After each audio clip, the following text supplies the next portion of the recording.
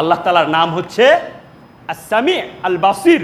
যখন মানুষ আল্লাহ তাআলাকে এই সামিউন বাসিরুন, তিনি সব কিছু দেখেন, সব কিছু শোনেন, এভাবে যখন আল্লাহ তাআলাকে চিনবে, তখন এই বান্দা আর কখনো পাপে ধাবিত হবে না।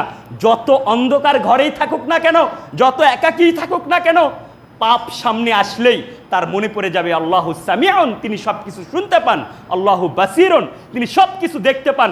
আপনি আছেন অন্ধকারে, কিন্তু মানুষ না দেখতে পেলেও আল্লাহ তাআলা এই অদৃশ্যকে দেখেন, তিনি অদৃশ্য গায়েব সব খবর তিনি রাখেন। ওয়া ইনদাহু মাফাতিহুল গায়ব, আল্লাহ তাআলার নিকটে রয়েছে গায়েবের চাবিকাঠি, লা ইয়ালামুহা ইল্লাহু, তিনি ছাড়া এই গায়েব আর কেউ জানেন না। ওয়া ইয়ালামু মা ফিল বাররি ওয়াল বাহর, এই স্থলে এবং পানিতে কোথায় কি আছে, গভীর সমুদ্রের তলদেশে কোথায় কি আছে, আল্লাহ তাআলা সেটা জানেন। ওয়ামা তাসকুতু মিন ওয়ারাকাতিন ইল্লা ইয়ালামুহা, এই যে গাছের পাতাগুলো ঝরে পড়ে যায়, এটাও তিনি খবর রাখেন। তার অজানা আছে, অথচ গাছের পাতা পড়েছে এমনটা হয় না। এই জমিনের মধ্যে অন্ধকারে যে একটা বিচি, একটা দানা, শস্য দানা পড়ে যায়, এটা মানুষ দেখতে পায় না।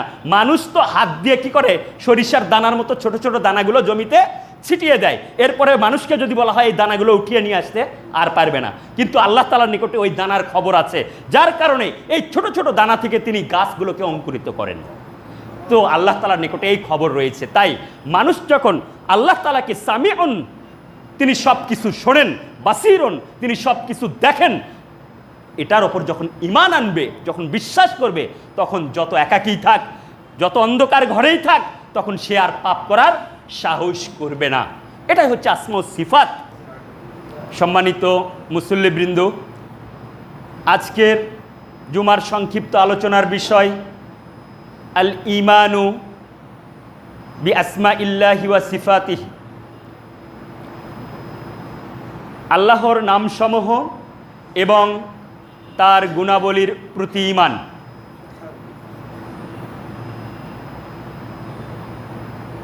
গত মঙ্গলবার আমাদের মসজিদে হালাকা হয়েছে, সেখানে আমি সহ আরও একজন বিজ্ঞ আলেম ছিলেন। আমরা তাওহীদের ওপর আলোচনা করেছি। সেখানে তাওহীদে রুবুবিয়্যা, তাওহীদে উলুহিয়্যা এর উপরে আলোচনা করা হয়েছে। তাওহীদে আসমা ওয়াস সিফাত এটি বাকি রয়ে গেছে, আর তাই আজকে এই তাওহীদের উপর আলোচনা করার ইচ্ছা পোষণ করেছি। মহান আল্লাহ তাআলা তৌফিক কামনা করছি। তারপরেও তাওহীদে রুবুবিয়্যা এবং উলুহিয়্যা সম্পর্কে সামান্য পরিচয় দিয়েই আমি আসমা ওয়াস সিফাতে চলে যাব। আকীদা বা বিশ্বাস এটি এমন একটি বিষয় যা প্রত্যেক মুসলিমের থাকা একান্ত জরুরি। যদি আকীদা এবং বিশ্বাস সঠিক না থাকে, তাহলে আমাদের ঈমান টিকবে না। তাই অমুসলিম সম্প্রদায়, ইহুদি, খ্রিস্টান, হিন্দু, বৌদ্ধ, পৌত্তলিক, সকল অমুসলিম সম্প্রদায় তারা জানে যে মুসলিমদের সবচেয়ে শক্তিশালী হাতিয়ার হচ্ছে আকীদা, বিশ্বাস, আদর্শ। তাই তারা মুসলিমদের বিরুদ্ধে শক্তি ব্যয় করতে যে অর্থ এবং পরিশ্রম তারা খরচ করে, মুসলিম দেশগুলোকে দখল করতে যে পরিমাণ অর্থ, যে পরিমাণ মেধা তারা ব্যয় করে, তার চাইতে শত শতগুণ বেশি অর্থ এবং মেধা ব্যয় করে মুসলমানদের আকীদা এবং বিশ্বাসকে নড়বড়ে করে দেওয়ার জন্য। আর এই কারণেই একজন মুসলিম হওয়ার পরেও, ঈমানদার হওয়ার পরেও তার বিশ্বাসের কমতি থাকার কারণেই সে ইসলামী শরিয়া থেকে দূরে সরে চলে যায়। বিধর্মীরা আপনার শরীয়তের বিধানকে জোর করে আপনার থেকে কেড়ে নেবে না। যেমন আমি বলে থাকি যে কোনো মুসলিমকে ধরে জোর করে তারা দাড়ি কেটে দেবে না। এতে কি হবে? মুসলিমদের মধ্যে বিদ্রোহ সৃষ্টি হবে, তাদের মধ্যে জিহাদি জজবা জাগিয়ে উঠবে। তারা এটা করবে না, বরং তাদের আকীদায় এমনভাবে আঘাত হানবে যে জোর করে তার দাড়ি কাটতে হবে না, সে স্বেচ্ছায় তার দাড়ি ওই বাথরুমে অথবা সেলুনে ফেলে চলে যাবে। ঠিক এমনিভাবে মা বোনদেরও তাদের শরীর থেকে জোর করে বোরকা খুলে নেবে না। তাদের আকীদা এবং বিশ্বাসে এমন প্রভাব বিস্তার করবে যে ওই মা বোন পর্দার সেই বোরকা ঢিলেঢালা কাপড়গুলো ঘরে রেখে বেপর্দা হয়ে রাস্তাঘাট, মার্কেট, বাজার, অফিস, আদালতে চলে যাবে। এটা হচ্ছে বিধর্মীদের সবচেয়ে বড় পরিকল্পনা। তাই মুসলিমদের বড় হাতিয়ার হচ্ছে আকীদা এবং বিশ্বাস। এই আকীদার একটা বড় অংশ হচ্ছে মহান আল্লাহ তাআলার প্রতি বিশ্বাস। মহান আল্লাহ তাআলার প্রতি বিশ্বাস তিনভাবে করতে হয়। তার প্রথমটি হচ্ছে তার রুবুবিয়্যাতে বিশ্বাস। মহান আল্লাহ তাআলাকে একক সৃষ্টিকর্তা, একক মালিক এবং একক এই মহাবিশ্বের পরিচালক হিসাবে বিশ্বাস করতে হয়। তিনি হলেন মালিকুল আমলাক, সকল রাজার রাজা, সকল বাদশার বাদশাহ, সকল বিচারকের বিচারক তিনি। এইটা শুধু মুসলিম নয়, বরং প্রত্যেক ধর্মের লোকেরাই এই তাওহীদের রুবুবিয়্যাতে তারা বিশ্বাস করে। মহান আল্লাহ তাআলা বলেন, যালিকুমুল্লাহু রব্বুকুম, এটাই তোমাদের রব, লা ইলাহা ইল্লা হুয়া, তিনি ব্যতীত কোনো ইলাহ নেই, খালিকু কুল্লি শাইইন, তিনি সব কিছু সৃষ্টি করেছেন, ফা'বুদু, সুতরাং তোমরা তার ইবাদত করো। এই তাওহীদে সবাই বিশ্বাস করে। মক্কার মুশরিকরাও তারা কি করতে? এই তাওহীদে বিশ্বাস করত। মহান আল্লাহ তাআলা পবিত্র কোরআনে আমাদের জানিয়ে দিচ্ছেন, কুল মা ইয়ারযুকুকুম মিনাস সামাই ওয়াল আরদ আম্মা ইয়ামলিকুস সামআ ওয়াল আবসার ওয়া মান ইউখরিজুল হাইয়্যা মিনাল মাইয়্যিতি ওয়া ইউখরিজুল মাইয়্যিতা মিনাল হাইয়্য ওয়া মান ইউদাব্বিরুল আমরা ফাসায়াকুলুনাল্লাহ। হে নবী, আপনি বলুন, কে তোমাদেরকে আসমান জমিন থেকে রিজিক দেয়? কে তোমাদের কর্ণ চক্ষের মালিক? কে মৃত থেকে জীবিতকে এবং জীবিত থেকে মৃতকে বের করে নিয়ে আসেন? তারা সকলেই বলবে আল্লাহ, সকলেই বলবে আল্লাহ। অতএব এই তাওহীদে সবাই বিশ্বাস করে। মহান আল্লাহ তাআলাকে বিশ্বাসের দ্বিতীয় প্রকার হচ্ছে তাওহীদে উলুহিয়্যা। পৃথিবীর যত প্রকারের সমস্যা সব এই তাওহীদে গিয়ে, এই তাওহীদে গিয়েই সমস্যা। অথচ আল্লাহ তাআলা এই তাওহীদকে, এই তাওহীদে উলুহিয়্যাকে প্রতিষ্ঠা করার জন্যই যুগে যুগে তিনি নবী রাসূল প্রেরণ করেছেন, মানুষকে বিবেক দিয়েছেন, আসমানি কিতাব নাজিল করেছেন। মহান আল্লাহ তাআলা বলেন, ওমা খালাকতুল জিন্না ওয়াল ইনসা ইল্লা লিয়াবুদুন, আমি জিন এবং মানুষকে শুধুমাত্র একমাত্র আমার ইবাদতের জন্য সৃষ্টি করেছি। পৃথিবীতে আগত সকল নবী রাসূলের দাওয়াতের মূল কেন্দ্র ছিল এই তাওহীদে উলুহিয়্যা তথা তাওহীদে ইবাদাহ, এটাকে প্রতিষ্ঠা করা। মহান আল্লাহ তাআলা বলেন, ওয়ালাকাদ বাআসনা ফি কুল্লি উম্মাতিন রাসূলান আন ইয়াবুদুল্লাহা ওয়াজতানিবুত তাগুত, তাগুতকে বর্জন করার জন্য এবং শুধুমাত্র আল্লাহ তাআলার ইবাদত করার জন্য আমি সকল যুগে সকল জাতির মধ্যে রাসূল প্রেরণ করেছি। এখানেই যত সমস্যা। রাসূল সাল্লাল্লাহু আলাইহি সাল্লামের দাদা আব্দুল মুত্তালিব, তিনি ছিলেন কাবাঘরের খাদেম, কাবাঘর দেখাশোনা করতেন। তিনিও বিশ্বাস করতেন তাওহীদে রুবুবিয়্যাকে। তিনি বিশ্বাস করতেন মহান আল্লাহ তাআলা সকল কিছুর ওপর ক্ষমতাবান। তাই তো ইয়ামানের বাদশাহ আবরাহা যখন কাবাঘর ধ্বংস করতে এসেছিল, তখন আব্দুল মুত্তালিব বলেছিলেন যে আল্লাহ তাআলার ঘর আল্লাহ তাআলা নিজেই রক্ষা করবেন। আবু জাহেল তারাও তাওহীদে রুবুবিয়্যাতে বিশ্বাস করত। যখন বদর যুদ্ধে যায়, বদর যুদ্ধের প্রাককালে কাবাঘরের চাদর ধরে সে কান্নাকাটি করে আল্লাহ তাআলার নিকট দোয়া করছে, হে আল্লাহ, যদি আমরা হকের ওপর থাকি তাহলে আমাদেরকে বিজয় দাও। তারা নিজেদেরকে হকপন্থী বলতো এবং মুহাম্মদ সাল্লাল্লাহু আলাইহি সাল্লামকে তারা বাতিল বলতো। মহান আল্লাহ তাআলা তাদের দোয়া পবিত্র কোরআনে তুলে ধরেছেন এভাবে, আল্লাহুম্মা ইন কানা হাযা হুয়াল হাক্কু মিন ইনদিক ফাআমতির আলাইনা হিজারাতাম মিনাস সামাই আবিতিনা বিআযাবিন আলিম।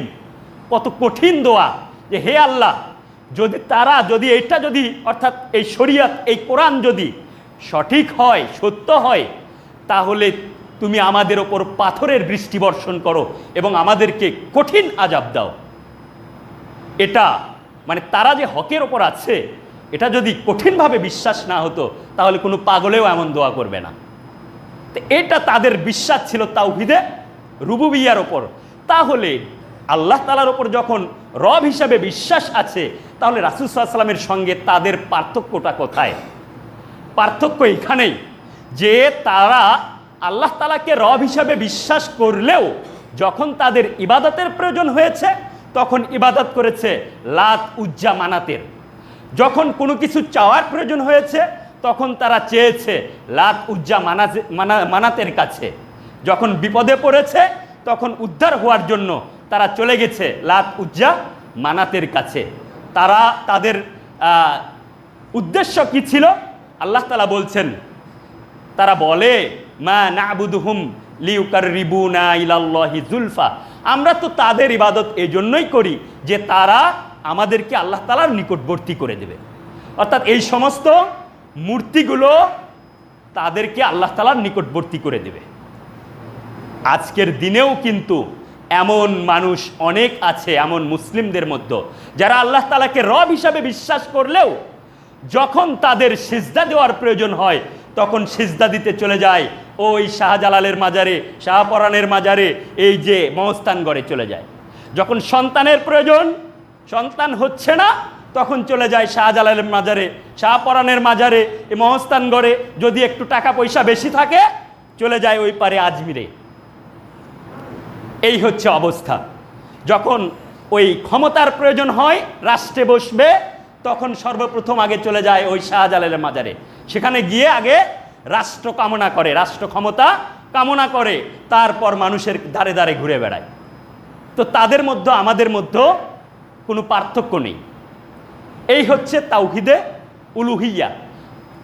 তাওহীদে উলুহিয়াতে আমাদেরকে এই জন্যই বিশ্বাস করতে হবে যে আমাদের ইবাদতকে একমাত্র শুধুমাত্র মহান আল্লাহ তাআলার জন্য খাস করে দিতে হবে, শুধুমাত্র। এমনকি আমাদের বিপদ আপদেও আমরা যখন কোনো কিছু চাওয়ার প্রয়োজন হবে শুধুমাত্র আল্লাহ তাআলার নিকটেই চাইব। রাসূল সাল্লাল্লাহু আলাইহি ওয়াসাল্লাম শিক্ষা দিয়েছেন, ওয়াইযা ইসতাআনতা ফাসতাইন বিল্লাহ, যখন কোনো কিছুর সাহায্যের প্রয়োজন হবে তখন আল্লাহ তাআলার নিকট সাহায্য চাইতে হবে। উদাহরণ দিতে গিয়ে তিনি বলছেন, যদি একটা জুতার ফিতারও প্রয়োজন হয় তবুও তুমি কি করো? আল্লাহ তাআলার নিকটে চাও। কিন্তু আমরা এটা বুঝিনি, তাই আমরা আল্লাহ তাআলার কাছে না চেয়ে আমরা চাই সেই সমস্ত মাজারে গিয়ে পীরদের কাছে। এবার আছি আমরা আমাদের মূল আলোচনায়, সেটা হচ্ছে আল ঈমানু বি আসমাইল্লাহি ওয়া সিফাতিহি, আল্লাহ তাআলার নাম এবং তার গুণাবলীর ওপর বিশ্বাস। তাওহীদে আসমা ওয়া সিফাত, আল্লাহর নাম এবং তার গুণাবলীর ওপর বিশ্বাস, তাওহীদ। শেখ উসাইমিন রাহিমাহুল্লাহ তাওহীদে আসমা ওয়া সিফাতের সংজ্ঞা দিতে গিয়ে তিনি বলছেন, হুয়া আসমাইল্লাহি বি আসমাইল্লাহি ওয়া সিফাতিহি, এটা হচ্ছে আল্লাহ তাআলার নাম এবং গুণ। ওয়াযালিকা বি ইসবাতিন মা আসবাতাহুল্লাহু লিনাফসিহি মিন আসমাইল্লাহি ওয়া সিফাতিহি ফি কিতাবিহি আও আলা লিসানি রাসূলিহি মিন গায়রি তাহরিফিন ওয়ালা তা'তিলিন ওয়ালা তাকইফিন ওয়ালা তামসিলিন। তাওহীদে আসমা ওয়া সিফাত, যেটা আল্লাহ তাআলাকে, আল্লাহ তাআলার নাম এবং গুণাবলীকে এক বলে বিশ্বাস করা, এবং আল্লাহ তাআলা যা কিছু যে সমস্ত নাম এবং গুণাবলী নিজের জন্য তার কিতাবে সাব্যস্ত করেছেন, অথবা রাসূল সাল্লাল্লাহু আলাইহি সাল্লামের মুখনিসৃত হাদিসে সাব্যস্ত করেছেন, কোনো প্রকারের পরিবর্তন ব্যাখ্যা বিশ্লেষণ ছাড়াই, কোনো প্রকারের দৃষ্টান্ত, কোনো প্রকারের সাদৃশ্য ছাড়াই সেটাকে বিশ্বাস করতে হবে। অর্থাৎ এই নামসমূহ এবং গুণাবলী পবিত্র কোরআনে যেভাবে এসেছে ঠিক সেইভাবেই বিশ্বাস করতে হবে। এখানে কোনো প্রকারের ব্যাখ্যা বিশ্লেষণ চলবে না, যে এটা এই বলেছে তার মানে হয়তোবা এই। আসমাউল হুসনা, মহান আল্লাহ তাআলার নাম এবং গুণাবলীর ক্ষেত্রে আহলুস সুন্নাহ ওয়াল জামাত এটা বিশ্বাস করে না যে এই নাম এবং গুণাবলীর এই ব্যাখ্যা হতে পারে বা এই বিশ্লেষণ হতে পারে বা এখান থেকে এইটা বোঝানো হতে পারে না, যেভাবে এসেছে ঠিক সেইভাবেই বুঝতে হবে। যদি বলে যে আল্লাহ তাআলার হাত রয়েছে, আপনাকে এটাই বিশ্বাস করতে হবে যে আল্লাহ তাআলার হাত আছে, কিন্তু সেটা কার মতো এটা জানি না। মহান আল্লাহ তাআলা বলেন, লাইসা কামিসলিহি শাইউন ওয়া হুয়াস সামিউল বাসির, তিনি কারো সঙ্গে তার কোনো সদৃশ নেই, তবে তার হাত আছে, কিন্তু সেটা কার মতো এটা আমরা জানি না। তিনি শোনেন এবং দেখেন। কেন আসমাউল হুসনাতে আমাদেরকে ঈমান আনতে হবে? আসমাউল হুসনা, মহান আল্লাহ তাআলার নাম এবং গুণাবলীতে ঈমান আনার গুরুত্ব আনতে হবে কেন? এটা অপরিহার্য, আনতেই হবে। এর কারণ হচ্ছে মহান আল্লাহ তাআলা আমাদেরকে সৃষ্টি করেছেন তাওহীদ প্রতিষ্ঠার জন্য, তার ইবাদতের জন্য। তিনি আমাদেরকে অগণিত নিয়ামত দিচ্ছেন, যে নিয়ামতের শুকরিয়া আমরা আদায় করে শেষ করতে পারবো না। এবং এই নিয়ামতের সর্বোচ্চ চূড়া হচ্ছে তিনি আমাদের জন্য, তিনি আমুলে সলেহ যারা করেন তাদের জন্য জান্নাত নির্ধারণ করে রেখেছেন। এবং এই জান্নাতের সবচেয়ে বড় প্রাপ্য হচ্ছে মহান আল্লাহ তাআলার দিদার। সেই আল্লাহ তাআলাকে যদি আমরা না চিনি তাহলে হবে।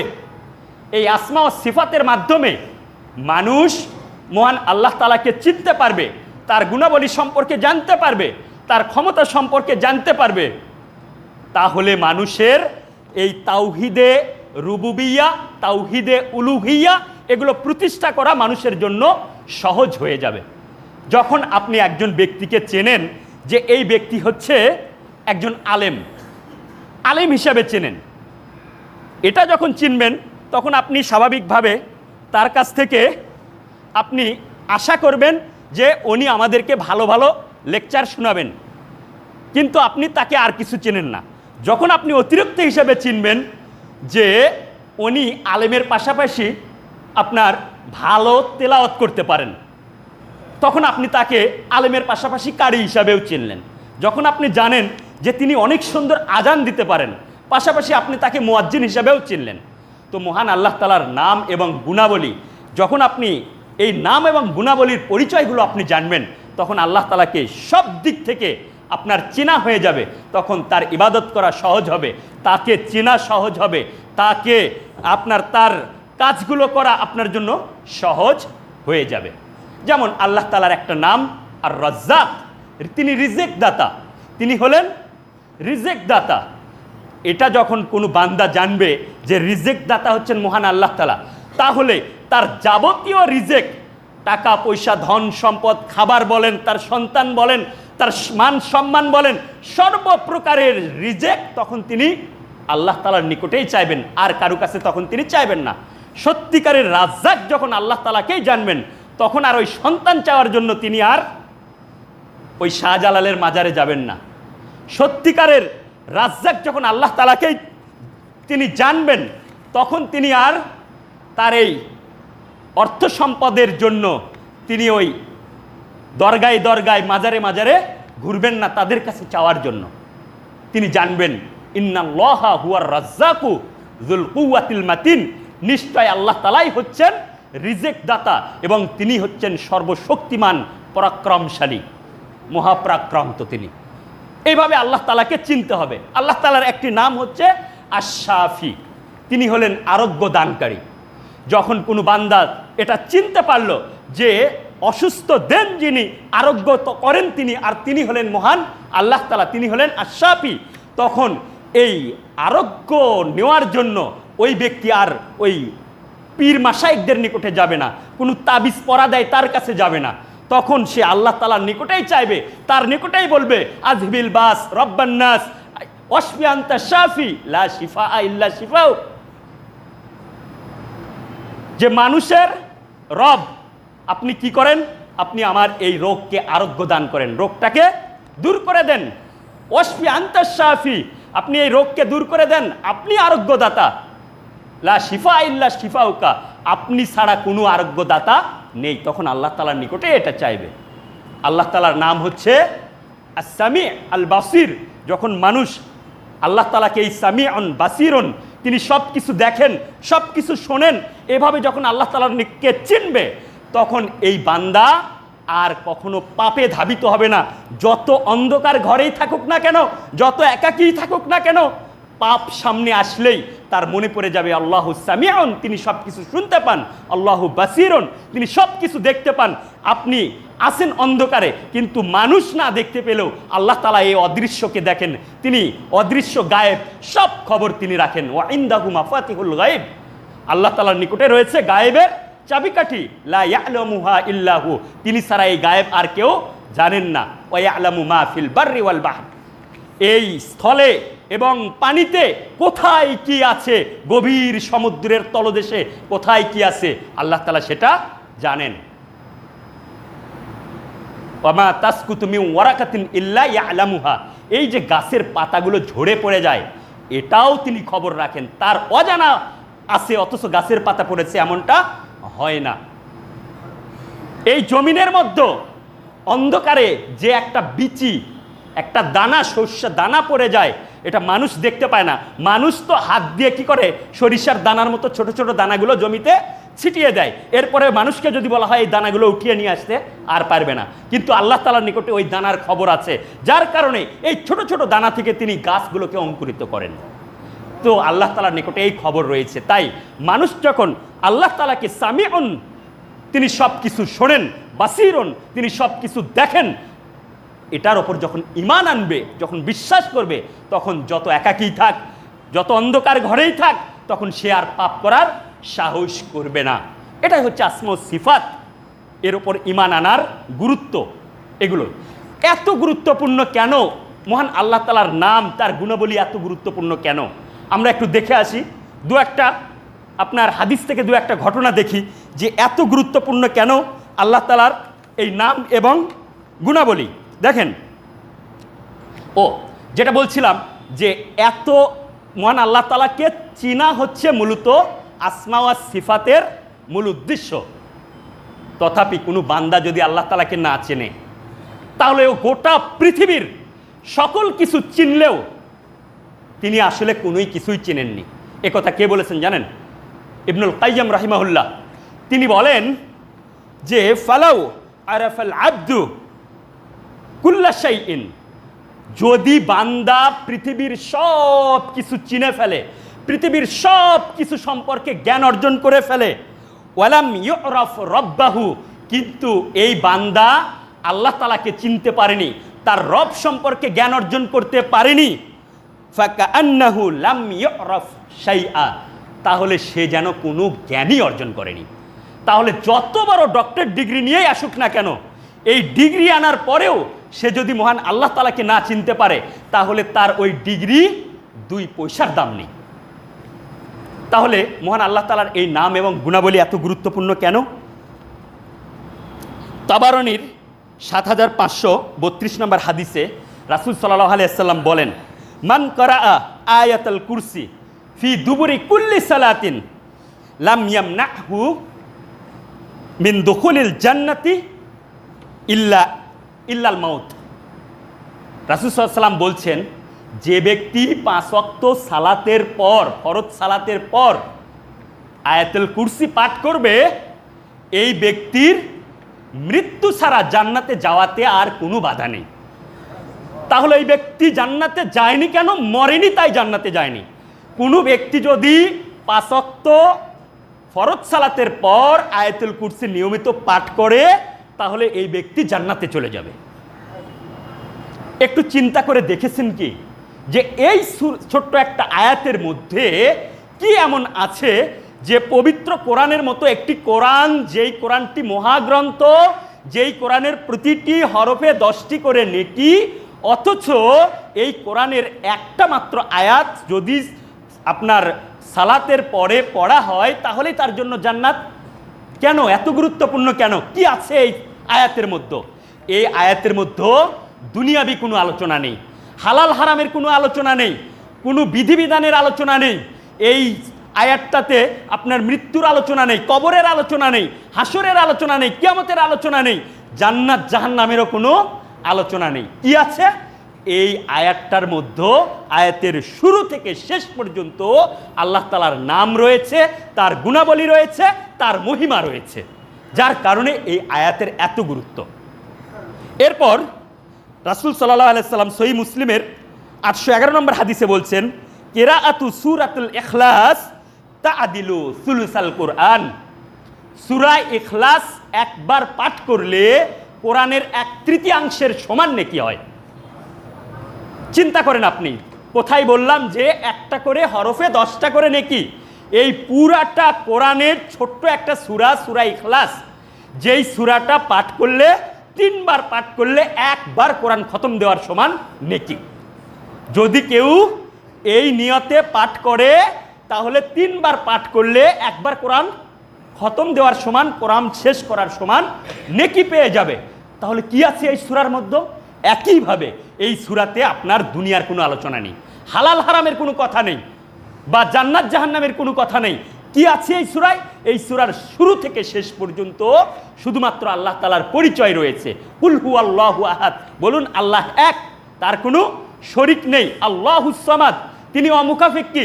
লাম ইয়ালিদ ওয়ালাম ইউলাদ, তিনি কাউকে জন্ম দেননি, কেউ তাকেও জন্ম দেয়নি। ওয়ালাম ইয়াকুল্লাহু কুফুয়ান আহাদ, তার সমকক্ষ আর কেউ নেই। তাহলে এই সূরা এমন একটা মানদণ্ড যে এই সূরা দিয়ে বিচার করা যাবে কে আল্লাহ আর কে আল্লাহ নয়। পৃথিবীতে দাবি করেছিল রব ফিরাউন, যে বলেছিল আনা রব্বুকুমুল আলা, তো ফিরাউন রব কিনা, ফিরাউন আল্লাহ কিনা, এই সূরা দিয়ে মাপ করলেই বোঝা যাবে যে ফিরাউনের আপনার পিতা মাথা আছে, আছে, ফিরাউনের স্ত্রী সন্তান আছে, আছে, তাহলে ফিরাউন আল্লাহ নয়। কেননা লাম ইয়ালিদ ওয়ালাম ইউলাদ, আল্লাহ তিনি যিনি কাউকে জন্ম দেননি, কেউ তাকেও জন্ম দেয়নি, যার কারণে এই সূরাটার এত গুরুত্ব।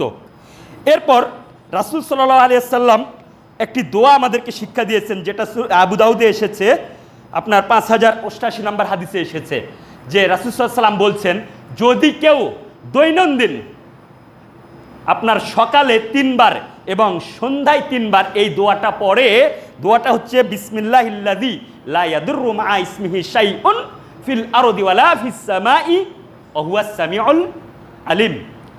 যদি কেউ এই দোয়াটা সকালে 3 বার পড়ে, সন্ধ্যা পর্যন্ত সে আল্লাহ তাআলার জিম্মায় চলে যাবে, আল্লাহ তাআলা তাকে হেফাজত করবেন, তার কোনো বিপদ আপদ হবে না। সন্ধ্যায় 3 বার পড়লে সকাল পর্যন্ত তার কোনো বিপদ আপদ হবে না। বিসমিল্লাহিল্লাযী, ওই আল্লাহর নামে দিন শুরু করছি, লা আল্লাযী লা ইয়াদুররু মা ইসমিহি, যার নামে দিন শুরু করলে এই আসমান এবং জমিনের মধ্যে কোনো কিছুই তার কোনো ক্ষতি করতে পারে না। তাহলে কি আছে এই দোয়ার মধ্যে, যার কারণে এই দোয়া এতটা গুরুত্বপূর্ণ? এই দোয়া এতটা গুরুত্বপূর্ণ হওয়ার কারণ এই দোয়াটা মহান আল্লাহ তাআলার নামে শুরু করেছে, যে আল্লাহর নামে, আল্লাহর নামের ওসিলায় কি চাওয়া হয়েছে? আশ্রয় চাওয়া হয়েছে, যার কারণে এই দোয়াটা এতটা গুরুত্বপূর্ণ। আল্লাহ তাআলার নাম আরও কত গুরুত্বপূর্ণ দেখেন, আমরা প্রত্যেকটা কাজে যেন বরকত, আমাদের কাজে যেন আল্লাহ তাআলা বরকত দেন, যার কারণে রাসূল সাল্লাল্লাহু আলাইহি ওয়াসাল্লাম শিখিয়েছেন প্রত্যেকটা কাজে আমরা যেন বিসমিল্লাহ বলে শুরু করি, আল্লাহর নাম নিয়ে শুরু করি। এমনকি আমাদের হালাল পশুর গোস্ত আমাদের জন্য হালাল তখনই হবে যখন আমরা আল্লাহ তাআলার নাম নিয়ে জবাই করব, বিসমিল্লাহি আল্লাহু আকবার। এই বাক্যটা যদি আমরা না বলি তাহলে আমাদের এই হালাল পশু হলেও এই পশুর গোস্ত খাওয়া আর জায়েজ হবে না, হারাম হয়ে যাবে তখন। তাহলে আল্লাহ তাআলার নাম এবং তার গুণাবলীর গুরুত্ব কতটা বেশি। আমরা আয়াতুল কুরসিকে যদি সামনে রাখি, আমরা যদি সূরা ইখলাসের ফজিলতকে সামনে রাখি, আমরা যদি এই দোয়াকে সামনে রাখি, আমরা যদি বিসমিল্লাহর আরও গুরুত্বগুলোকে সামনে রাখি, তাহলে বুঝতে পারবো যে আল্লাহ তাআলার নাম এবং তার গুণাবলী কত গুরুত্বপূর্ণ। এবার আমরা আসি, রাসূল সাল্লাল্লাহু আলাইহি ওয়াসাল্লাম বলছেন,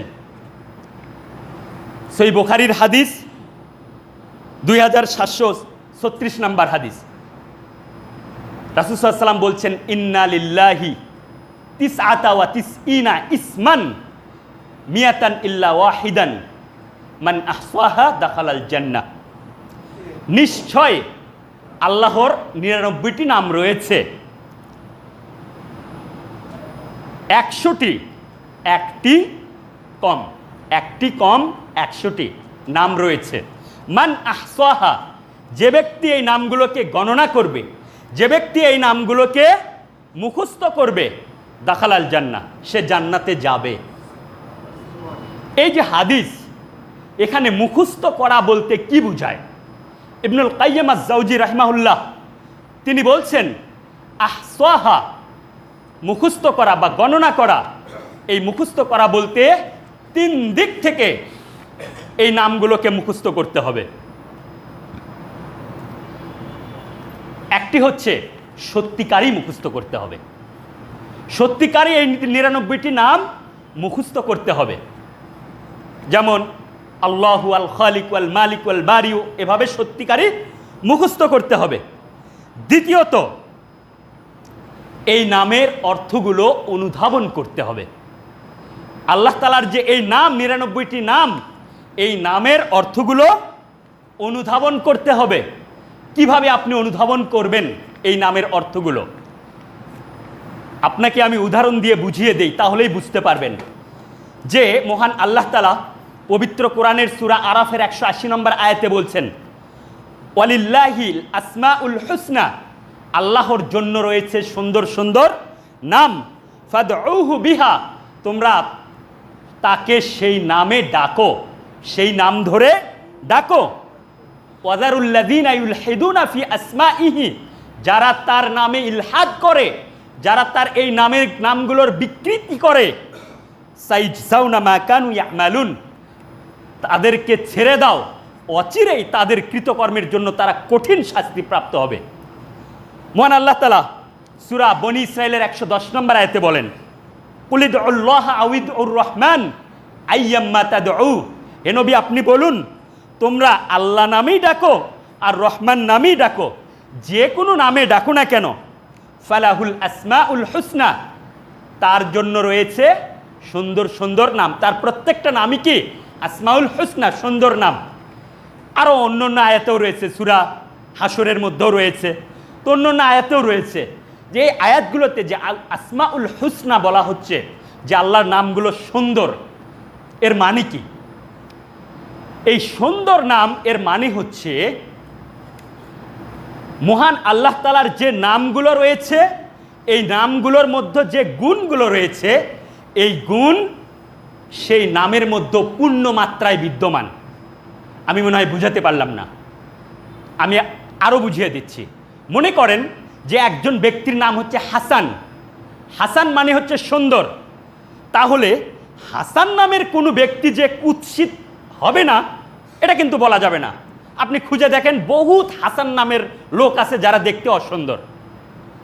একজন ব্যক্তির নাম আব্দুল্লাহ, মানে আল্লাহর দাস, আল্লাহর গোলাম। তো আল্লাহর গোলাম মানে হচ্ছে যিনি আল্লাহ তাআলার গোলামি করেন, আল্লাহ তাআলার দাসত্ব করেন।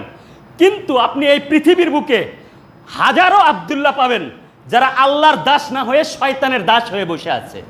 আপনি খুঁজে দেখেন, অনেক আব্দুল্লাহ নামের লোক পাবেন যারা পাপী ব্যক্তি, যারা মুজরিম ব্যক্তি। অনেক ব্যক্তির নাম আছে আফদল, আফদল মানে উত্তম, কিন্তু আপনি খুঁজে দেখেন অনেক আফদল নামের লোক আছে যারা ভয়ঙ্কর সন্ত্রাসী।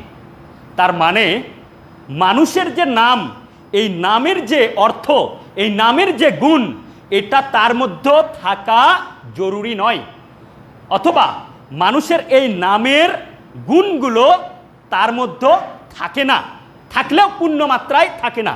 কিন্তু আল্লাহ তাআলার যে নাম, তার এই নামের গুণ তার মধ্যে পূর্ণ মাত্রায় বিদ্যমান, তার মধ্যে পূর্ণ মাত্রায় বিদ্যমান। যেমন আল্লাহ তাআলার একটি নাম হচ্ছে সামিউন বাসির, একটু আগেও বলেছি যে তিনি সর্বশ্রোতা এবং সর্বদ্রষ্টা, সব কিছু দেখেন, সব কিছু শোনেন।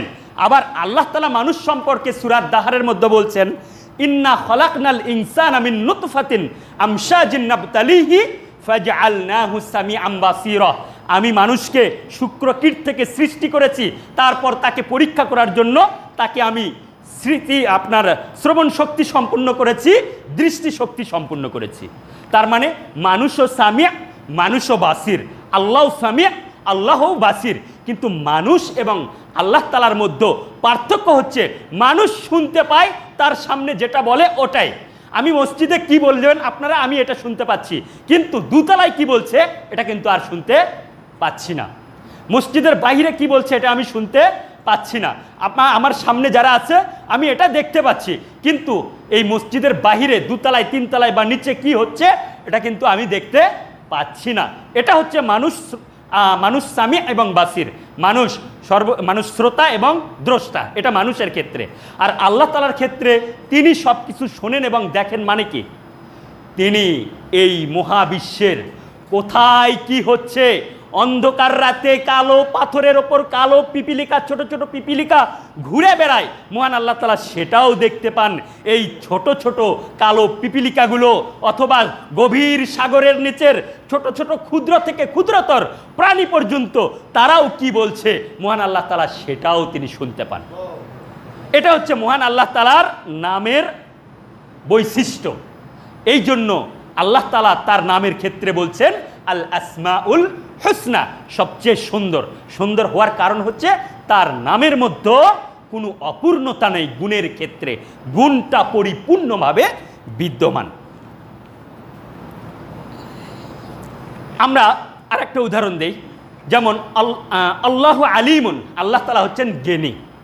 তো মানুষও জ্ঞানী, মানুষ জ্ঞানী আছে না? আল্লাহ তাআলা মানুষকে কিন্তু জ্ঞান সম্পূর্ণ করেছেন, যেটা অন্য কোনো প্রাণীকে দেয়নি, যার কারণে মানুষের ওপর তাওহীদ প্রতিষ্ঠা করাটা জরুরি। আল্লাহ তাআলা মানুষকে জ্ঞানী বানাইছেন, কিন্তু মানুষের জ্ঞান আর আল্লাহ তাআলা জ্ঞানের মধ্যে পার্থক্য কি? মানুষের জ্ঞান, মানুষ এক সময় অজ্ঞ ছিল, তারপর ধীরে ধীরে সে শিক্ষা লাভ করে, এরপর একটা সময় গিয়ে মানুষ কি করে, আবার ভুলে যায়, মানুষ আবার ভুলে যায়। এই মানবতার মহান শিক্ষক হচ্ছেন রাসূল সাল্লাল্লাহু আলাইহি সাল্লাম। তার ক্ষেত্রে মহান আল্লাহ তাআলা বলছেন, মা কুনতা তাদরি মাল কিতাব ওয়ালাল ঈমান, তুমি কিতাব কি জিনিস সেটাও জানতে না, ঈমান কি জিনিস সেটাও জানতে না। তারপর আল্লাহ তাআলা তাকে জানিয়ে দিয়েছেন। তো মানুষের ক্ষেত্রে এরকম, মানুষ জ্ঞান অর্জন করে আবার ভুলে যায়। একটা ছেলে ক্লাস 6-এ যা পড়েছে 7-এ উঠে তার বেশিরভাগই সে ভুলে যায়। তো আমাদের ক্ষেত্রেও তাই, একটা বয়সে আমরা কিছুই জানতাম না, ধীরে ধীরে শিখি আবার ভুলে যায়। কিন্তু রবের ক্ষেত্রে কি, রব কি বলছেন মহান আল্লাহ তাআলা বলছেন, লা ইয়াদিল্লু রব্বি ওয়ালা ইয়ানসা, আমার রব তিনি কি করেন না, ভুলেও যান না, তিনি ভুলেও যান না এবং তিনি বিভ্রান্তও হন না। আল্লাহ তাআলা কোনো কিছু ভোলেন না, অনাদি অনন্ত কাল থেকে তিনি জ্ঞানী, তিনি এখনো জ্ঞানী, তিনি ভবিষ্যতেও জ্ঞান রাখবেন, তার জ্ঞানের কোনো শেষ নাই। পৃথিবীর আদম থেকে শুরু করে নিয়ে এই কিয়ামত পর্যন্ত যত মানুষ আসবে, সমস্ত মানুষের জ্ঞানগুলোকে যদি এক জায়গায় করা হয় আর আল্লাহ তাআলার জ্ঞানকে যদি এক জায়গায় করা হয়, তাহলে মানুষের জ্ঞান অতটুকুই যে একটি সূচ সাগরের মধ্যে চুবিয়ে নিয়ে ওই সূচের গায়ে লেগে থাকা পানি হচ্ছে মানুষের জ্ঞান, আর ওই সাগরের যে পানি রয়েছে তার চেয়ে হাজার হাজার গুণ বেশি জ্ঞান হচ্ছে মহান আল্লাহ তাআলার। এই হচ্ছে আল্লাহ তাআলার নাম আল আসমাউল হুসনা। এই জন্যই মহান আল্লাহ তাআলার নাম আল আসমাউল হুসনা। আল্লাহ তাআলা দয়ালু, মানুষও দয়ালু। আল্লাহ তাআলা দয়া করেন, মানুষও দয়া করেন। কিন্তু মানুষ কি করেন, অনেক সময়ই অনেকের ওপরে প্রতিশোধ পরায়ণ হন। আল্লাহ তাআলা তিনি রিজিক দাতা, মানুষও অন্যকে কি করে, খাবার দেয়। কিন্তু আল্লাহ আর মানুষের মধ্যে পার্থক্য কি? মানুষের কাছে একবার চাইলে দেয়, দুইবার চাইলে দেয়, তিনবার চাইলে দেয়, চতুর্থবার চাইলে বিরক্ত হয়ে যায়, তারপরে তো তাড়িয়েই দেয়। আর আল্লাহ তাআলা এমন এক সত্তা, যার কাছে রিজেক বরং না চাইলেই তিনি আরো রাগ করেন, না চাইলেই তিনি রাগ করেন। এই জন্য মহান আল্লাহ তাআলার নিকটে রিজেক চাইতে হয়। তো আমরা অনেকে আছি যারা এটা আমরা বুঝি না, মহান আল্লাহ তাআলা যে রিজিক দাতা এটা আমরা আল্লাহ তাআলাকে চিনতে পারি না, যার কারণে আমরা আমাদের রিজিকের ক্ষেত্রে আমরা আল্লাহ তাআলার নিকটে না চেয়ে আমরা চলে যাই ওই দরগায়, আমরা চলে যাই মাজারে। আল্লাহ তাআলার নিকটে চাকরি না চেয়ে আমি আমার এই হাতটাকে কি করি, টেবিলের নিচ দিয়ে ঘুষ দেই আমি কোনো ব্যক্তির কাছে যে আমার চাকরি দিয়ে দাও। এই হচ্ছে আমাদের চাওয়া।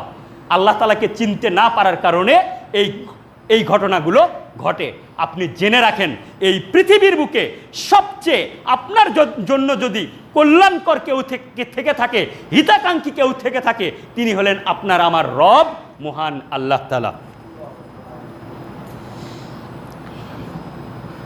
3 নাম্বার, মানে ওই যে বললাম 99টি নাম মুখস্থ করতে হবে, তার একটা কি বললাম, বাস্তবেই মুখস্থ করতে হবে। দ্বিতীয়টা কি বললাম, এই নামগুলোকে অনুধাবন করতে হবে অন্তর দিয়ে। কিভাবে অনুধাবন করতে হবে সেটাই এতক্ষণ বলছিলাম। 3 নাম্বার হচ্ছে আল্লাহ তাআলার এই নামের ওপর ইবাদত করতে হবে। আল্লাহ তাআলার এই নামের ওপরে ইবাদত করতে হবে। কিভাবে আল্লাহ তাআলার নামের ওপর ইবাদত করবেন? ইবনুল কাইয়্যিম রাহিমাহুল্লাহ তিনি বলছেন যে আল্লাহ তাআলার নামের ওপর ইবাদত 2 ভাবে করতে হয়। একটা হচ্ছে দুআউল মাসআলা। দুআউল মাসআলা অর্থাৎ তার এই নাম ধরে আল্লাহ তাআলার নিকটে চাইতে হবে। আল্লাহ তাআলার এই নাম ধরে আল্লাহ তাআলার নিকটে চাইতে হবে। যখন আপনার ক্ষমার দরকার তখন আপনি চান ইয়া গফুর রহিম, হে ক্ষমাশীল তুমি আমাকে ক্ষমা করে দাও। যখন আপনার দয়ার দরকার তখন আপনি বলেন ইয়া আরহামার রহিমিন ইরহাম আলাইয়া, হে দয়াবান, হে দয়াশীল তুমি আমার উপরে দয়া করো। এভাবে আল্লাহ তাআলার নাম ধরে ডাকতে হবে। হে বিপদ থেকে উদ্ধারকারী তুমি আমাকে কি করো, বিপদ থেকে উদ্ধার করো। আমরা বলি না যে হে বিপদ থেকে উদ্ধারকারী তুমি আমার বিপদ থেকে উদ্ধার করো, কিন্তু আপনি যে বিপদ থেকে উদ্ধারকারী আব্দুল কাদের জিলানীকে বললেন, আপনি যে তাকে বললেন গাউসুল আজম, আপনি যে তাকে বললেন গাউসুল আজম সবচেয়ে বড় বিপদ থেকে উদ্ধারকারী, অথচ মুগিস কে? আল্লাহ তাআলা হলেন মুগিস, তিনি হলেন গাউসুল আজম। অথচ মানুষ সেই গাউসুল আজম বলছে আব্দুল কাদের জিলানীকে, তাকে বলছে বিপদ থেকে উদ্ধারকারী। এটা তাওহীদে আসমা ও সিফাতের ওপরে ঈমান নয়, বরং শিরক হয়ে যাবে। দ্বিতীয়টা হচ্ছে দুআউল ইবাদাহ। এই নাম ধরে আপনার ইবাদত করতে হবে। এটা কিভাবে? এইটা হচ্ছে মহান আল্লাহ তাআলার প্রত্যেকটা নামের যে ওই যে অনুধাবন বললাম না, যে তিনি শোনেন, তিনি দেখেন, এটা যখন আপনি জানবেন, এটা জানার পর আপনি আপনার যাবতীয় পাপ আপনার সামনে আসলে আপনাকে এটা মনে করতে হবে এই পাপটা আমি শুরু করব, আল্লাহ তাআলা তো দেখছেন, তিনি তো এটা কি করে ফেলবেন, এটার ধরবেন আমার জন্য, এটার জন্য তিনি শুনছেন, তিনি তো এটা আমাকে একসময় পাকড়াও করবেন। আমার সমস্ত আমুলনামাগুলো লেখা হচ্ছে, 2 জন ফেরেশতা লিখছে। কাল কিয়ামতের মাঠে আপনাকে ওই আমুলনামাগুলো আপনার হাতে ধরিয়ে দেওয়া হবে। ইকরা কিতাবাক কাফা বিনাফসিকা আল-ইয়াওমা আলাইকা হাসিবা, পড়ো তোমার কিতাব, তোমার বিচারের জন্য আজ তুমি যথেষ্ট। তো এই যে আল্লাহ তাআলা তিনি শোনেন, তার মানে আমার এই কাজগুলো তিনি শুনতে পাচ্ছেন, তিনি দেখতে পাচ্ছেন। এইটা জানার পর যখন আপনি ওই পাপ থেকে বিরত থাকবেন, তখন এটার নাম হচ্ছে তার এই আসমাউল হুসনার ওপরে ইবাদত। আল্লাহ তাআলার নাম হচ্ছে রাজ্জাক, তিনি রিজিক দাতা। আপনি যখন এই নাম থেকে শিক্ষা নিয়ে আপনি নিজেও আপনার যারা অধীনস্থ তাদেরকে আপনি সাহায্য সহযোগিতা করবেন, তাদেরকে রিজিক দিবেন, তখন আপনার ওই নামের ওপরে ইবাদত করা হয়ে গেল। এভাবে প্রত্যেকটা নামের যে শিক্ষণীয় বিষয়, আপনি সেই শিক্ষণীয় বিষয়কে যখন আপনি ধরবেন তখনই হবে সেটা ওই নামের ওপরে ইবাদত। এভাবে আমাদেরকে আল্লাহ তাআলার ইবাদত করতে হবে আসমাউল হুসনার মাধ্যমে। এটাই হচ্ছে মান আহসাহা, যে ব্যক্তি এই 99টি নাম গণনা করলো বা মুখস্থ করলো, দাখালাল জান্নাহ, তখন ওই ব্যক্তি যাবে জান্নাতে।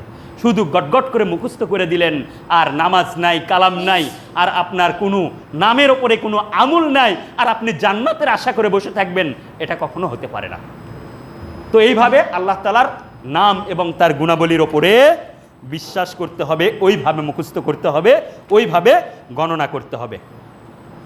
আল্লাহর নাম এবং তার গুণাবলীর জরুরি আরও একটি বিষয় হচ্ছে যে একদল বাতিল ফিরকার লোক, জাহমিয়া, কাদরিয়া, আশাইরা, মুতাজিলা, তারা মহান আল্লাহ তাআলার এই সমস্ত নাম এবং গুণাবলীকে তারা বিকৃতি করেছে। তারা আল্লাহ তাআলার হাত বলতে তারা এটাই ব্যাখ্যা করেছে, হাত মানে সরাসরি হাত নয়, বরং তার কুদরতি শক্তি, তার কুদরতি ক্ষমতা। আল্লাহ তাআলা প্রত্যেক রাতের শেষাংশে তিনি দুনিয়ার আসমানে নেমে আসেন। তারা ব্যাখ্যা বিশ্লেষণ করেছে আল্লাহ তাআলা নামেন না, বরং তার দয়া নামে, বরং তার আপনার ক্ষমতা, তার কুদরত, তার দয়া, তার ভালোবাসা, এগুলো নেমে আসে। এভাবে তারা ব্যাখ্যা করেছে। আল্লাহ তাআলা যখন জাহান্নাম এক অংশ আর এক অংশকে খেয়ে ফেলেছে, আল্লাহ তাআলা তার বাম পা জাহান্নামে দিয়ে দিলেন। জাহান্নাম বলছে কিত কিত, যথেষ্ট হয়েছে, যথেষ্ট হয়েছে। তারা এই সমস্ত আল্লাহ তাআলার অঙ্গের তারা ব্যাখ্যা করেছে, যেখানে আল্লাহ তাআলার নাম এবং গুণাবলীর কোনো প্রকারের ব্যাখ্যা বিশ্লেষণ চলবে না। তারা এই সব করেছে, এগুলো করে তারা বিকৃতি করেছে। তারা বাতিল ফেরকা। কিন্তু আহলুস সুন্নাহ ওয়াল জামাত, শুরুতেই বলেছি যে তারা বিশ্বাস করে, এবং এটাই সালাফে সালেহিন এবং নবী রাসূলদের এটাই শিক্ষা যে মহান আল্লাহ তাআলার নামের ক্ষেত্রে কোনো প্রকারের ব্যাখ্যা বিশ্লেষণে যাওয়া যাবে না, যেমন এসেছে তেমনই বিশ্বাস করতে হবে। আরও একটি জরুরি বিষয় এই ক্ষেত্রে, আসমাউল হুসনার ক্ষেত্রে, সেটা হচ্ছে আল্লাহর নাম রাখার অধিকার এই পৃথিবীর, এই দুনিয়ার কারুই নেই। তার নাম তিনি রেখেছেন, তিনি শিক্ষা দিয়েছেন, সেভাবেই তার নাম বলতে হবে। যার দলিল হিসাবে আমরা পাই রাসূল সাল্লাল্লাহু আলাইহি ওয়াসাল্লাম দোয়া করছেন এইভাবে যে আসআলুকা বিকুল্লি ইসমিন হুয়া লাকা সাম্মাইতা বিহি নাফসাকা আও আনজালতাহু ফি কিতাবিকা আও আল্লামতাহু আহাদাম মিন খালকিকা আও ইস্তাসারতা বিহি ফি ইলমিল গায়বি ইনদাক। আসআলুকা, আমি আপনার নিকট প্রার্থনা করছি, চাচ্ছি, বিকুল্লি ইসমিন, সকল নামের দ্বারা, হুয়ালাকা, যেই নামগুলো হচ্ছে আপনার, সাম্মাইতা বিহি নাফসাকা, যেই নামগুলো আপনি আপনার নিজের জন্য রেখেছেন, আও আনজালতাহু ফি কিতাবিকা, অথবা যেই নামগুলো আপনি আপনার কিতাবে নির্ধারণ করে দিয়েছেন, আও আনজালতাহু ফি কিতাবিকা ও আল্লামতাহু আহাদাম মিন খালকিকা, অথবা আপনি যেই নামগুলো শিক্ষা দিয়েছেন আপনার বান্দাদের কোনো এক বান্দাকে, অর্থাৎ নবী মুহাম্মদুর রাসূলুল্লাহ সাল্লাল্লাহু আলাইহি ওয়াসাল্লামকে যেই নামগুলো আপনি শিক্ষা দিয়েছেন, আও ইস্তাসারতা বিহি ফি ইলমিল গায়বি ইনদাকা, অথবা ওই নামের মাধ্যমে চাচ্ছি যেই নামগুলো আপনার ইলমে গায়বের ভান্ডারে রয়েছে। বোঝা গেল এই হাদিস থেকে যে আল্লাহ তাআলার নাম আল্লাহ তাআলা ছাড়া আর কেউ রাখতে পারে না। স্বয়ং নবী মুহাম্মদ রাসূলুল্লাহ সাল্লাল্লাহু আলাইহি ওয়াসাল্লাম পর্যন্ত আল্লাহ তাআলার নাম তিনি রাখতে পারেন না। তাহলে আপনি যে বিদায় বেলায় বললেন খোদা হাফেজ, আপনি খোদা হাফেজ বললেন, আপনি যদি এই খোদা হাফেজ, খোদা নাম, এটা যদি কোরআন এবং রাসূল সাল্লাল্লাহু আলাইহি ওয়াসাল্লামের মুখনিসৃত হাদিসে না দেখাতে পারেন, তাহলে আপনি আল্লাহ তাআলার নামের সঙ্গে ইলহাদ করেছেন, আপনি আল্লাহ তাআলার নামগুলোকে বিকৃতি করেছেন। আপনার জন্যই আল্লাহ তাআলা বলছেন ওয়াদারুল্লাযীনা ইউলহিদুনা ফি আসমাইহি সাইয়ুজজাউনা মা কানু ইয়ামালুন, যারা তার নামে ইলহাদ করে, বিকৃতি করে, তাদেরকে ছেড়ে দাও তোমরা, তারা তাদের কৃতকর্মের জন্য অচিরেই কঠিন শাস্তি প্রাপ্ত হবে। কেন আপনি তার নামকে খোদা নাম বললেন? আপনাকে যদি খোদা নাম বলতেই হয় তাহলে আপনাকে দেখাতে হবে যে এটা কোরআন এবং সুন্নাতে আছে। শুধু তাই নয়, আল্লাহ তাআলার নামও অন্য কাউকে দেওয়া যাবে না। আল্লাহ তাআলা নিজের জন্য যে নাম রেখেছেন, এই নাম আপনি অন্য কাউকে এই নাম দিতে পারেন না, এই লকবও আপনি দিতে পারেন না। আল্লাহ তাআলা হলেন মালিকুল আমলাক, সকল রাজার রাজা, সকল বাদশার বাদশাহ। আপনি কাউকে শাহিন শাহ বলতে পারেন না, আপনি কাউকে শাহজাহান বলতে পারেন না, আপনি কাউকে গাউসুল আজম বলতে পারেন না। যদি এগুলো কেউ বলে তাহলে সে আল্লাহ তাআলার নামে ইলহাদ করলো। মানুষ তিনভাবে আল্লাহ তাআলার নামে ইলহাদ করে, আল্লাহ তাআলার নাম বিকৃতি করে তিনভাবে, ইলহাদ করে তিনভাবে। এক, আল্লাহর জন্য ওই সমস্ত নাম নির্ধারণ করে, আল্লাহ তাআলার জন্য ওই সমস্ত নাম রাখে যেই নামগুলো আল্লাহ তাআলা নিজের জন্য রাখেননি। যেমন আল্লাহ তাআলাকে খোদা বলে, আল্লাহ তাআলাকে গড বলে, আল্লাহ তাআলাকে ভগবান বলে, ঈশ্বর বলে, কৃষ্ণ বলে। এটা হচ্ছে আল্লাহ তাআলার নামের সঙ্গে ইলহাদ করা। দ্বিতীয় নাম্বার, আল্লাহ তাআলা যে নাম নিজের জন্য রেখেছেন, মানুষ যদি সেই নাম অন্য কারো জন্য রাখে তাহলে সে কি করলো? ইলহাদ করলো। যে উদাহরণগুলো একটু আগেই দিলাম, কাউকে গাউসুল আজম বলে, কাউকে শাহিন শাহ বলে, কাউকে শাহজাহান বলে। শাহজাহান, জাহানের সম্রাট কে? স্বয়ং আল্লাহ তাআলা। মানুষকে এই সমস্ত লকব দেওয়া যাবে না, তাহলে ইলহাদ হয়ে যাবে। তিন নাম্বার, আল্লাহ তাআলার সিফাতের ভুল ব্যাখ্যা করে, আল্লাহ তাআলার সিফাতের ভুল ব্যাখ্যা করে। এই আশাইরা, জাহমিয়া, কাদারিয়া তারা আল্লাহ তাআলার নামের ভুল ব্যাখ্যা করেছে। হাতকে কুদরতি শক্তি বলেছে, তার দুনিয়ার আসমানে নেমে আসাকে তার দয়া বলেছে। এভাবে অনেক ক্ষেত্রে তারা আল্লাহ তাআলার গুণকে, আল্লাহ তাআলার সিফাতকে তারা ভুল ব্যাখ্যা করেছে। এমনকি আল্লাহ তাআলার অবস্থান সম্পর্কেও তারা ভুল ব্যাখ্যা করেছে। তারা বলে যে আল্লাহ তাআলা সর্বত্র বিরাজমান। শুধু তারা নয়, আমাদের মধ্যেও রয়েছে আহলুস সুন্নাহ ওয়াল জামাত নামধারী মাযহাবী ভাইয়েরা। তারাও কি বলে? তারাও বলে যে আল্লাহ তাআলা সর্বত্র বিরাজমান। অথচ সেই মাযহাবের প্রধান যিনি ইমাম আবু হানিফা রাহিমাহুল্লাহ, তার কিতাব ফিকুল আকবার খুলে দেখেন, তিনি বলছেন যে ইন্নাল্লাহা লাহু ইয়াদুন, আল্লাহ তাআলার হাত রয়েছে বিলা কাইফিন, কিন্তু আমি জানি না সেই হাত কেমন। হে দুনিয়াবাসী, তোমরা শুনে রাখো, যদি কেউ বলে যে আল্লাহ তাআলার হাত বলতে তার কুদরতি ক্ষমতাকে বলে, ফাহুয়া ইবতালুস সিফাত, তাহলে সে যেন আল্লাহ তাআলার এই গুণকে সে কি করলো? বাতিল করলো। আল্লাহ তাআলার এই গুণকে সে বাতিল বলে গণ্য করলো, সে ইলহাদ করলো। তাহলে আপনি কিভাবে বলতে পারেন যে আল্লাহ তাআলা সর্বত্র বিরাজমান, অথচ কোরআন থেকে, সহিহ হাদিস থেকে একাধিক দলিল রয়েছে যে আল্লাহ তাআলা আরশে আজিমে তিনি সমুন্নত, আল্লাহ তাআলা আরশে আজিমে সমুন্নত তিনি। আমি আপনাকে অন্তত 5-6টা দলিল দেখিয়ে দিচ্ছি যে রাসূল সাল্লাল্লাহু আলাইহি ওয়াসাল্লামকে আল্লাহ তাআলা মিরাজে নিয়ে গেলেন। আল্লাহ তাআলা যদি সর্বত্র বিরাজমানই থাকবেন, আল্লাহ তাআলা যদি সর্বত্রই থাকবেন, তাহলে রাসূল সাল্লাল্লাহু আলাইহি ওয়াসাল্লামকে মিরাজে নিয়ে যাওয়ার কোনো প্রয়োজন ছিল না।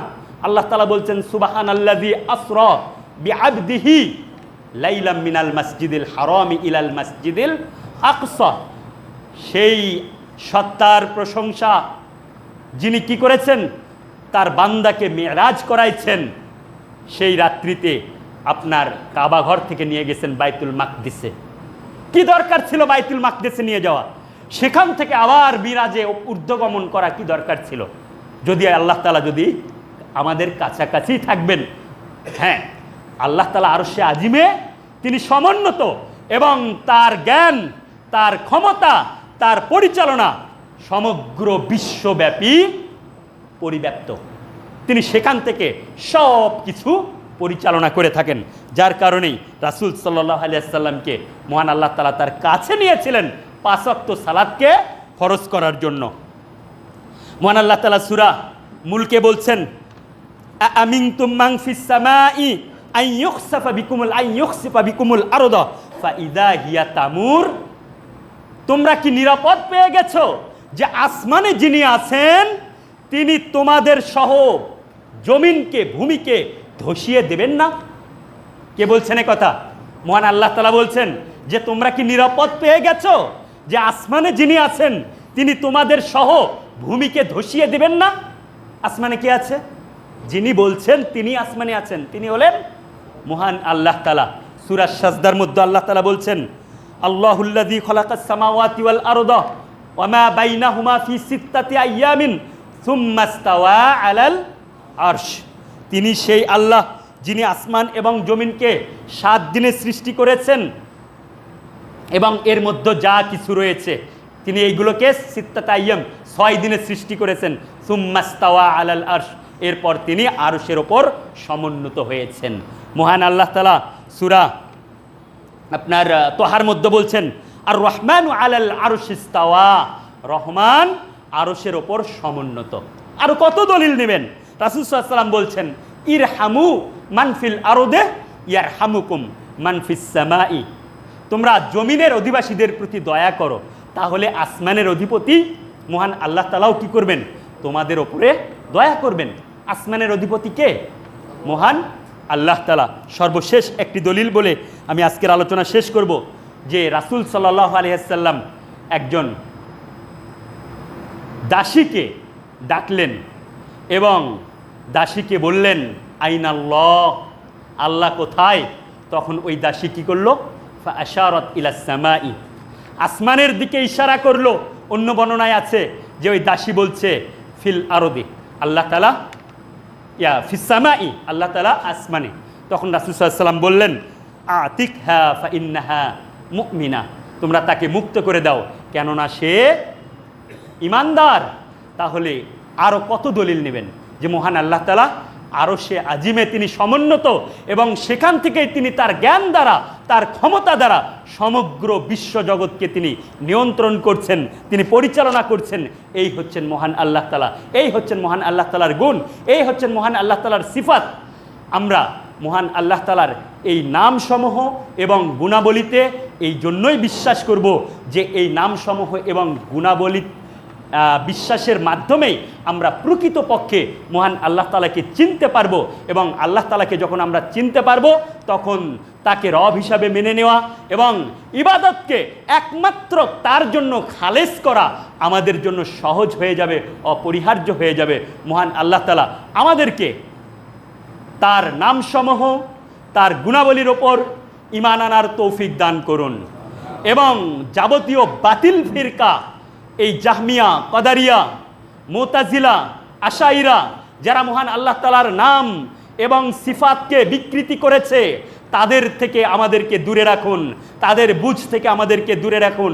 আমাদেরকে সালাফি সলিহিনদের বুঝে বুঝদান করুন, নবী রাসূলদের বুঝে বুঝদান করুন, এবং আমাদেরকে তাওহীদবাদী মুসলিম হিসাবে কবুল করে নেন এবং জান্নাতের অধিবাসী হিসাবে আমাদেরকে কবুল করে নেন।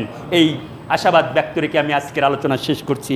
আকুলু কাউলি হাযা আস্তাগফিরুল্লাহ লি ওয়া লাকুম ওয়া লিসাইরিল মুসলিমিনা মিন কুল্লি যামবিন ওয়া আতুবু ইলাইহি ফাস্তাগফিরুহু ইন্নাহু হুয়াল গফুরুর রহিম।